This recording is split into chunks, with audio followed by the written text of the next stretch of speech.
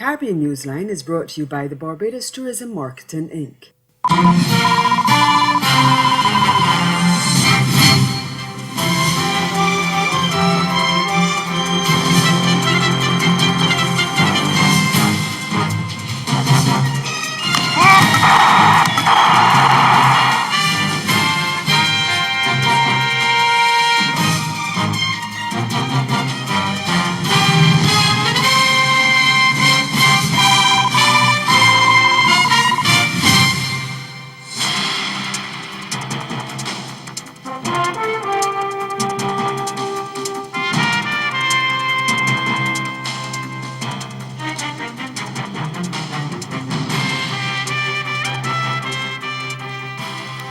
The Belize government fails to block two banks from forcing it to pay awards ordered by the courts. Our top story in Caribbean Newsline for Friday, February 2 from the CMC Center in Bridgetown. I'm Ricardo Roberts. Good evening. The Caribbean Court of Justice, the CCJ, says it will not hear an application by the Belize government which is trying to block two entities from enforcing a court-ordered judgment. The inter-party application sought to restrain British Caribbean Bank Holdings Limited, BCB, and the Belize Bank Limited, BBL, from enforcing a final arbitral award that was issued by the London Court of International Arbitration, the LCIA, in 2005. In July 2013, the CCJ issued a statement, or a judgment rather, declining to enforce the LCIA award on the grounds that enforcement in Belize would be contrary to public policy.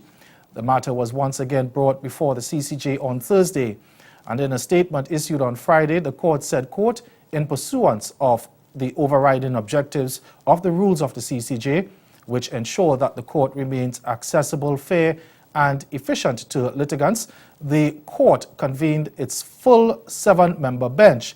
The court unanimously decided that, having already issued a final judgment in these proceedings on July 26, 2013, it had no jurisdiction to grant injunctive relief in the absence of a pending appeal before the court. End of quote. St. Lucia's Director of Public Prosecution says he has more than 20 cases of police shootings and he has been able to plot a way forward in the majority of these matters. This after an extensive review of the cases. In some instances, I have written to the Commissioner of Police expressing my opinion. I must state that many of these matters are still incomplete in terms of the criminal investigations, and as such, I cannot disclose details of any findings of what in particular is missing from these investigations, etc., as this would only prejudice the due process, right, that is expected in these matters. In 2013, the St. Lucia government enlisted the help of the Jamaica Constabulary Force to investigate allegations of extrajudicial killings by members of the Royal St. Lucia Police Force. This request was made after the United States withdrew its security-related assistance from the country, citing human rights violations. The Implementation Agency for Crime and Security report, commonly referred to as the Impacts report, was received from the JDF in 2015 and has sparked much debate in the country and around the region. Still in Castries, Prime Minister Alan Chastanet says, like much of the world, he was taken aback by U.S. President Donald Trump's immigration order. He says he too is concerned about it, and his worries extend to implications for Mexican, Caribbean, and Canada relations. The world reaction is my reaction. You know, we're all very much taken aback, and we're all concerned because this is a huge departure from what we've seen in the past. President Trump's ongoing feud with Mexico has also heated up. It is a concern for Chastanet, who says it places relations between the U.S. and the three borders, Mexico, Canada, and the Caribbean, in a precarious situation. The Prime Minister is hoping for a meeting among the three to discuss how best to approach the United States. The principle behind it is that if you have strong borders, it makes America secure. And so I have to say that I was a bit concerned and taken aback by the rhetoric that has been existing between Mexico and the United States. I'm not sure I understand why. I'm not obviously, don't have all the facts in front of me, but I can only see what I know. Mexico was a developing country, and I think that has to be applauded for its economic and social progress in the last 20 years. And as a result of it, Mexico has become a developed country and participates now on the world stage, and probably should even be considered as one of the G20. Chasney says it is early in Trump's administration, and maybe as time goes by, information that the rest of the world is not privy to that would justify the U.S. president's actions will emerge. Meanwhile, the White House on Tuesday, while reiterating that the order was not a ban, said the countries on the blacklist could remain there indefinitely, and new countries may be added. And that report from Alison Kentish of HTS News Force. An earthquake with a magnitude of 5.8 rocked at least 3 Caribbean countries on Friday, but there were no immediate reports of injuries or destruction. The University of the West Indies says that the quake struck at 3:54 p.m. and was felt in St. Lucia, Martinique and Dominica. It says that the earthquake struck at a depth of 21 kilometers. The quake was 73 kilometers northeast of Fort-de-France, Martinique, 93 kilometers east-southeast of Roseau, Dominica, and 120 kilometers northeast of Castries, St. Lucia. Some residents said the quake lasted several minutes. In Bermuda, legislators returned to the House of Assembly unimpeded on Friday for the first time since November 25, as police maintained a presence at the gates to the building. The last scheduled session of Parliament on December 2 sparked confrontations which saw protesters against a controversial plan for a new airport terminal being pepper-sprayed by police officers in riot gear. On Friday, Parliament Street's Eastern Lane was closed off by barricades which went up at midnight in readiness for any further crowd trouble. From early in the morning, dozens of police officers were in position with many police vans and trucks in the area surrounding Sessions House, which includes the House of Assembly and Supreme Court. However, by mid-morning, there was no sign of protesters either in the area designated for demonstrators to gather or anywhere else on the environs of Sessions House. The previous day, Commissioner of Police Michael De Silva had said there would be no access for members of the public to the grounds of Sessions House to ensure MPs could not be blocked from entering and to safeguard against any injury to the public. As Guyana prepares for the production of oil, officials from the U.S.-based oil giant ExxonMobil began talks with government and opposition legislators on the development of the Liza oil project. Natural Resources Minister Raphael Trotman says it is the beginning of a series of engagements starting with policymakers and extending to citizens of Guyana throughout all 10 regions. What is different about this briefing as against others is because I believe Mr. Koo comes bearing good news about the actual development of the Liza resource. That is how do we intend to take it towards production by 2020 and to give updates on new technologies and new techniques that will be deployed. It is important as Guyanese and particularly as policymakers that we know what the resource is, how it is going to be exploited and captured and developed, and very importantly at the policy and how are we going to use the resource for the benefit of all Guyanese. Guyana is expected to begin commercial oil production by 2020 after ExxonMobil made significant oil discoveries that could result in the country having access to a significant amount of oil. Coming up in Caribbean Newsline, Guyana follows Trinidad's anti-terrorism lead. Stay with us. More news after this. In a place where legends start, the beach is just the beginning. So live a little for the exhilaration and the color of every moment, where time is and life is a spirited event. Immerse yourself in the culture, the music, the people, the island. Love Antigua and Barbuda.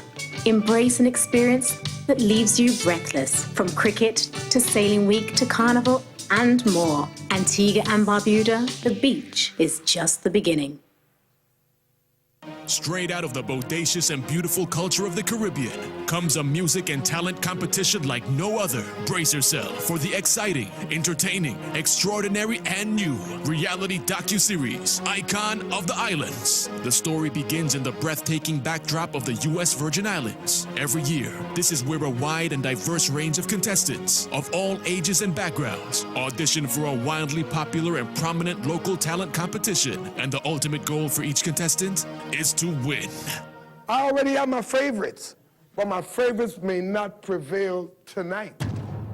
Some moments will bring performers to their knees, while some performances will bring fans to their feet. Get ready to see which star will be the last one shining in the spotlight as the stars align this season on Icon of the Islands.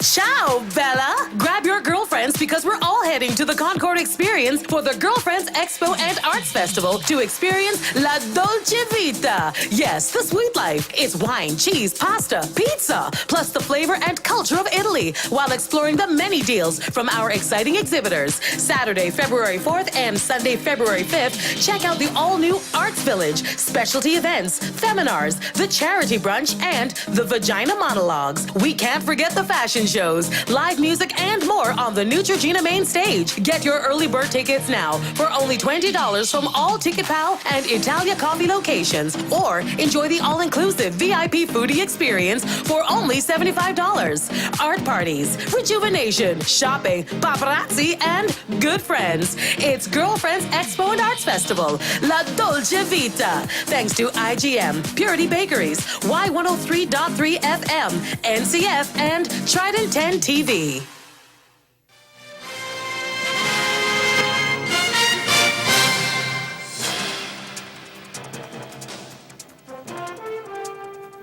Guyana is moving to tighten up on measures aimed at curbing the influx of illegal immigrants and people with terrorism links. This follows disclosures from Trinidad and Tobago's Minister of National Security, Edmund Dillon, this week that about 130 TNT nationals are involved in terrorist activities overseas. And Guyana's Minister of State, Joseph Harmon, says it's therefore important for Guyana to beef up its own immigration measures. He said the government has to protect citizens and the country's image internationally so that Guyana does not become another hotbed for extremism in the region. Harmon says there will not be any ban on citizens traveling to and from places that are known terrorist threats unless the person engages in activities that raise a red flag. He also assured that the government would not put any measures in place that prevent CARICOM nationals from entering Guyana. As Trinidad and Tobago battles a surge in crime, the country's National Security Minister, Edmund Dillon, says he has a plan to fight the crime situation. He says there will be a multi-tiered approach to beating the scourge. The government is prepared to strengthen in 5 strategic pillars, and they are areas such as prediction, which is in fact intelligence gathering. We're prepared to strengthen that because we feel that there's a weakness in that pillar. Deterrence is another area that we feel that we must be able to strengthen. Detection, prosecution, rehabilitation. Those are areas that we can also measure the agency's performance. Minister Dillon also responded to calls for a limited state of emergency, cautioning the public that there's much more to such an action than meets the eye. I mean, the Constitution is quite clear as to what are the areas, what are the issues that must satisfy for the President to proclaim a state of emergency under Section 8 of our Constitution. The National Security Minister also reflected on what he says is a lack of respect for even the dead. When I grew up in South, when someone died, the first thing that used to happen is that the nearest house, you run and get a white sheet and you cover that body. And that was to protect, that was a sign of respect. What is happening now in our society? Someone gets murdered and you see people right next to them with a cell phone. Dillon says there are many areas in which his hands are tied regarding the crime situation. But in those that he does have oversight, he intends to work assiduously to improve the country's image. And that report from Joshua Simangal of TV6 News. But business leaders in the Twin Island Republic are calling on the government to declare a limited state of emergency. In a strong statement pleading with authorities to arrest the crime situation, the Couva Point Chamber of Commerce, Shogunas Chamber of Industry and Commerce, and the Penal Debe Chamber of Commerce said enough was enough. The grouping say the country had to get a handle on what it described as a ridiculous state of lawlessness and criminal activities in the country. They bemoaned both government's response and that of citizens who have been circulating several violent videos on social media. The chambers suggested that the situation was so dire that it merited Trinidad and Tobago seeking help from other countries to tackle the scourge. The business leaders also made a strong case for the government to strengthen the resources of the police force to detect and solve crime. Meantime, the St. Kitts Nevis government says that to deal with rising crime in that country, joint operations involving all agencies of law enforcement will be intensified this year. Prime Minister Timothy Harris promised his team Unity Administration will be waging an even more aggressive campaign to reduce violent activity and crime in general. He said the security forces will continue to step up vehicle checkpoints and will also expand stop and search in crime hotspots to disrupt criminals and their plans. Harris also said the use of closed-circuit television, or CCTV, will become a permanent fixture, reshaping the national security landscape. He revealed that equipment has already been brought into the island and a further shipment will be coming. Phase 1 of that CCTV project cost 5 million EC dollars. The Prime Minister said the financing has already been secured through the government of Taiwan. An activist with Dominica's main opposition United Workers' Party has been charged with inciting arson. Police allege that Dr. Sam Christian unlawfully incited to burn down the Parliament of Dominica at a public meeting held at Peebles Park in 2015. He had said, quote, "We know that this Parliament was burnt down before, and if the Parliament continues to operate this way, it will be burnt down again by the people of Dominica," end quote. Christian appeared in court on Thursday and was granted 20,000 EC dollars bail. The preliminary inquiry is set for June 9.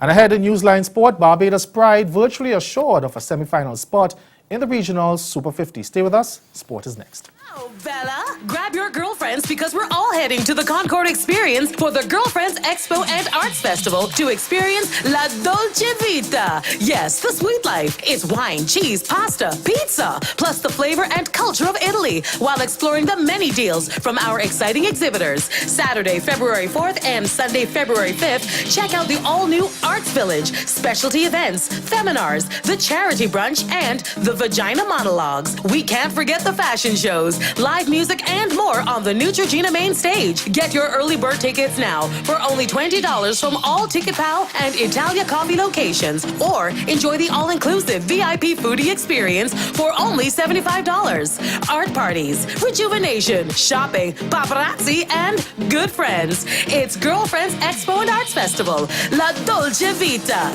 Thanks to IGM, Purity Bakeries, Y103.3 FM, NCF, and Trident 10 TV.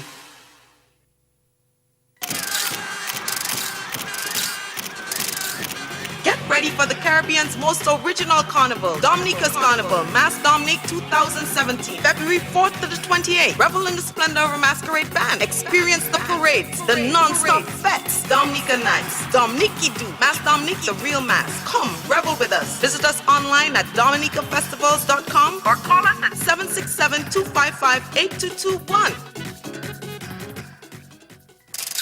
Make your special event in Barbados a memorable one. Let Pangrove Elegant Events transform the concept of your dreams into a magical reality.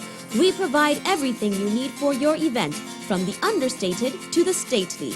Our team can reimagine your indoor or outdoor space, or explore the scenic, lush gardenscape of our event venue at Sugarland Gardens.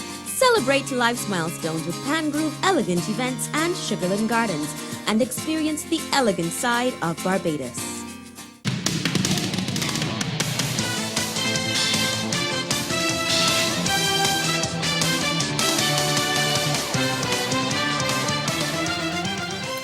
A century from West Indies batsman Craig Brathwaite helped Barbados Pride put one foot into the semi-finals of the regional Super 50 as they whipped ICC Americas to take a 171-run victory on Friday.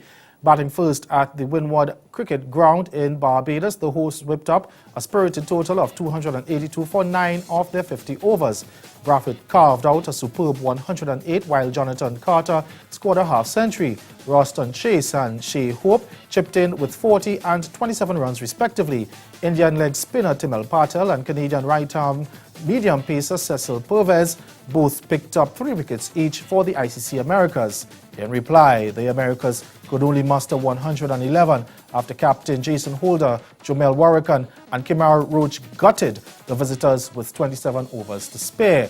Holder took 3 for 25 while Warrican and Roach picked up 2 wickets each. Top scoring for ICC was Timory Allen with 36 while Alex Amsterdam hit 30. The victory for Pride now puts them on 24 points and, as stated earlier, gives them a virtual place in the semi-finals. The next match is on Sunday against Guyana Jaguars, while the ICC Americas will take on CCC Marooners next Tuesday. And the Guyana Jaguars are hoping to get past CCC Marooners in the day-night fixture on Friday. The Jaguars restricted CCC Marooners to 188 off 49.2 overs when they opted to bat first. Amir Jangu top scored with 30 while Jamal Smith and Nino Henry added 28 and 26 runs respectively. Guyanese fast bowler Ransford Beaton picked up figures of 3 for 52 while left-arm spinner Veerasamy Pumol captured 2 wickets for 29 runs. And reigning champions Trinidad and Tobago Red Force ended Leeward Islands Hurricanes' winning streak when they inflicted a narrow 11-run defeat on Thursday in Antigua. Red Force had earlier disappointed, mustering only 226 for 9 of their 50 overs after being sent in. Nicholas Alexis bailed them out with an even 50, while the dependable all-rounder Imran Khan provided the late flourish with an unbeaten 45. Opener Kajon Otley struck 34 and Jason Mohammed weighed in with 32. Left-arm spinner Jason Campbell was outstanding in taking a career-best 5 for 37 from 10 overs, while Test pacer Alzari Joseph proved expensive in picking up 2 for 65. In reply, Hodge and Powell appeared to take the game away from Red Force when they dominated the first half of the innings with their century stand. The right-handed Hodge faced 126 balls and struck 7 fours and 2 sixes as he eased to his second successive half-century. The left-handed Powell carved out 5 fours and a 6 in a 70-ball innings to extend his rich vein to form. Hurricanes held up the upper hand in 162 for 3 in the 38th over, but veteran seamer Ryan Everett struck key blows to finish with 3 for 49 as the last 7 wickets tumbled for 53 runs to leave Hurricanes 215 all out with 8 balls remaining. Over to the Cayman Islands, where the government has rolled out plans to protect children from sex offenders, and they include sports associations appointing a child protection officer in their clubs. We get more from Cayman 27. Policy calls for each association to appoint a child protection officer who will be responsible for the facilitation and reporting of suspicious activity. Now, the association must conduct a thorough evaluation of the officer that includes 2 non-family references from Cayman, as well as a criminal background check and a child clearance, along with a sex offender clearance from any jurisdiction the officer had resided in for 6 months or more. Sports Minister Osborne Bodden says Cayman is changing and the policy is a sign of the times. I think that we have a different Cayman Islands now. We've grown tremendously in population. We do bring in coaches all the time. We bring in people to deal with athletes, and we have to ensure that we know who we're bringing in. That's what this is all about, that we do our best, and this will not stop incidents from happening. What it will do is if there's an incident, it will be hopefully reported through the child protection officer, through the right channels, and the child will be protected. Your presidents are going to be trained Your technical directors are going to be trained, the child protection officers, the club protection officers, and the officials and volunteers within the organization. And so I think there's going to be a heightened sense of vigilance on the part of anybody involved with a sport. If there's not vigilance, all of the due diligence you have really are not going to be as effective as they can be. Over to football now. FIFA has upheld a ruling by regional football body CONCACAF that the Guyana Football Federation can decide on the composition of its league tournament. Isan Griffiths tells us more in this report. Global governing body of football, FIFA has broken its silence on the ongoing spat surrounding football in Guyana. In a press release from the Guyana Football Federation late last night, FIFA has confirmed that Guyana Football Federation has a right and authority to decide the composition of its competitions, including the Elite League. In a letter to the GFF dated 1st of February 2017, FIFA's General Secretary Fatima Samurur said it is within the power of the GFF Executive Committee to change the regulations of the Elite League, including determining the number of participating clubs, unless there is a binding written agreement between the GFF and the Elite League, which would state otherwise. To the best of our knowledge, however, such an agreement does not exist. Samurur referred to Article 362 of the GFF Constitution. FIFA's confirmation follows a similar move by the regional body CONCACAF. And Bermudian striker Naki Wells netted his 100th goal in English football as Huddersfield Town strengthened their promotion hopes with an emphatic 3-1 win over table toppers Brighton and Hove Albion in a championship match at the John Smiths Stadium on Thursday night.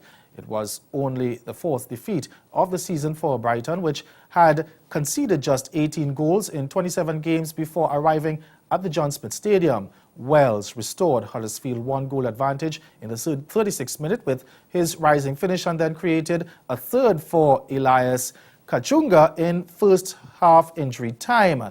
Kachunga was left with a simple header at the far post after goalkeeper David Stockdale could only parry the Bermudan's shot from the left. Huddersfield took complete control of the game when Brighton's Lewis Dunk was sent off in the 67th minute after picking up a second yellow card. After the match, Wells said his 100th goal was a major achievement and his hopes to end his league on Sunday. That's the sport. We'll be right back. Caribbean Newsline is brought to you by the Barbados Tourism Marketing Inc. In a place where legends start, the beach is just the beginning. So live a little for the exhilaration and the color of every moment, where time is and life is a spirited event. Immerse yourself in the culture, the music, the people, the island. Love Antigua and Barbuda. Embrace an experience that leaves you breathless, from cricket to sailing week to carnival and more. Antigua and Barbuda, the beach is just the beginning. Make your special event in Barbados a memorable one. Let Pangrove Elegant Events transform the concept of your dreams into a magical reality. We provide everything you need for your event, from the understated to the stately. Our team can reimagine your indoor or outdoor space, or explore the scenic, lush gardenscape of our event venue at Sugarland Gardens. Celebrate life's milestones with Pangrove Elegant Events and Sugarland Gardens, and experience the elegant side of Barbados.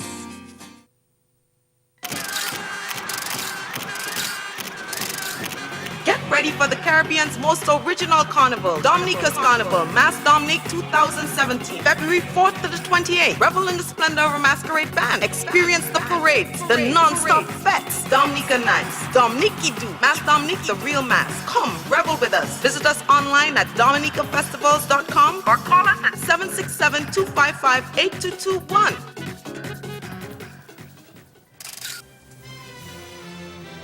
Again, the major developments of this day. The Belize government fails to block two banks from forcing it to pay awards ordered by the courts. And in sport, Barbados Pride virtually assured of a semi-final spot in the regional Super 50. That's Caribbean Newsline. For news and sports round the clock, log on to cornernews.com. We'll be back here again on Monday. But from all of us at CMC News, thank you for watching and have yourselves a good night.